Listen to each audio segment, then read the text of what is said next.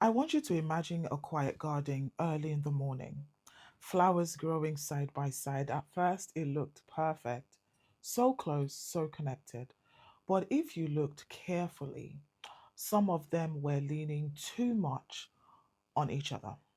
They were tangled, some had no room to stretch their roots. Some had forgotten what their own color even looked like.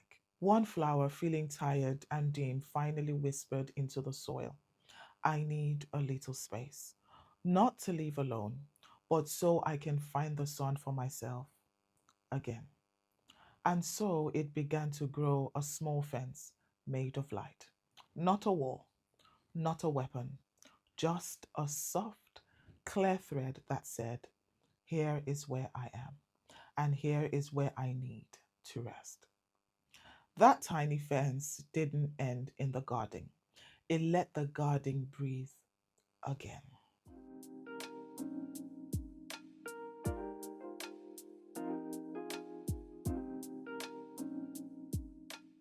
That is what we're talking about today.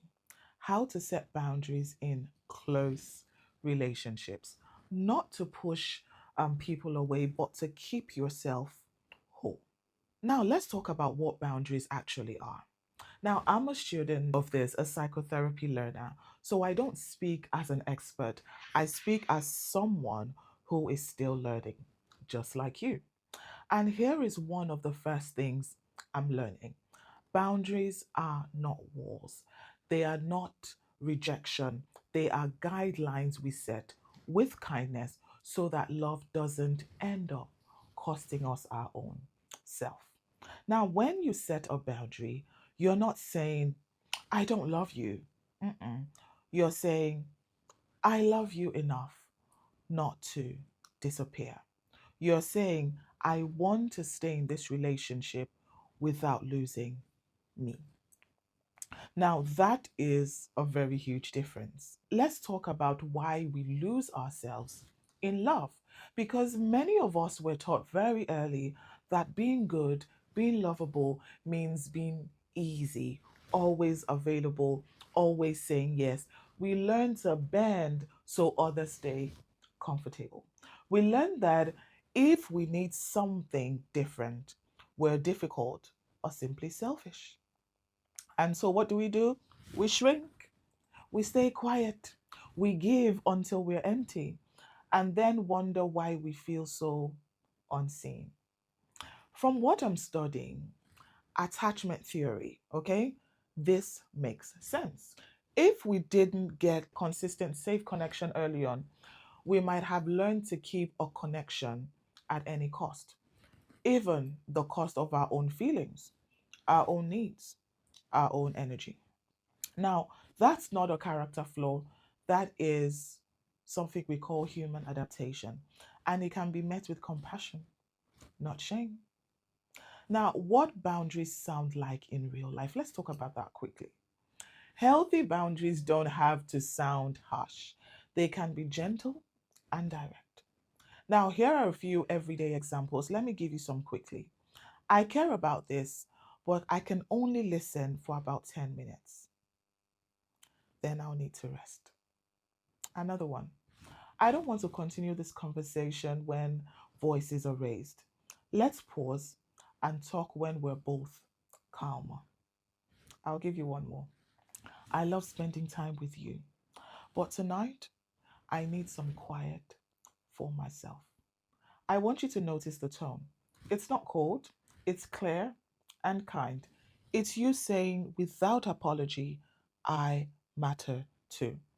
And that is not selfish, that is sustainable. That is how real closeness can stay safe and strong over time. Now let's talk about the guilt that comes up, because it does come up. Now when you first start practicing this, guilt might show up. You will often find that you feel like you're letting someone down, and that is absolutely normal. That's the old rule book talking. The one that says your worth comes from how much you give. But you see, guilt is not the same as doing something wrong.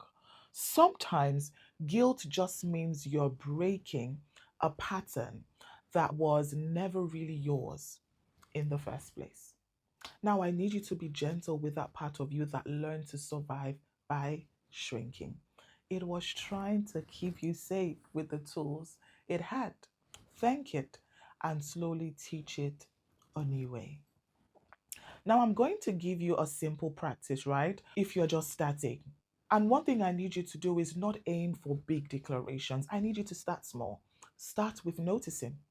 Pay attention to moments when you feel drained, resentful, or heavy inside. You see, those feelings are often signals, signs that a boundary is missing.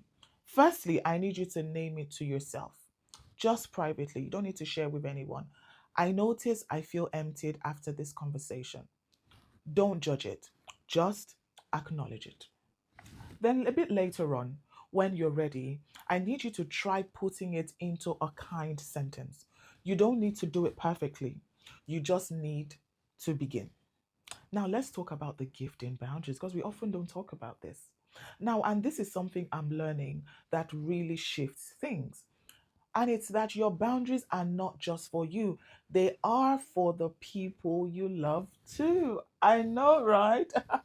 When you take care of your own energy, you stop showing up exhausted and resentful. You start showing up present and real. You model that rest is okay, that limits are human, that two whole people make a healthier connection than two people who are trying to dissolve into each other. And you see that? Oh, my darling, that is a gift. So if you're holding a lot right now, if you've been bending and it's hurting, I need you to take one gentle breath with me. Place your hand on your heart. It feels all right only. And just let this thought land softly. I am allowed to tend my own garden. I am allowed to need space, rest, and clarity. Setting a boundary does not mean I love less.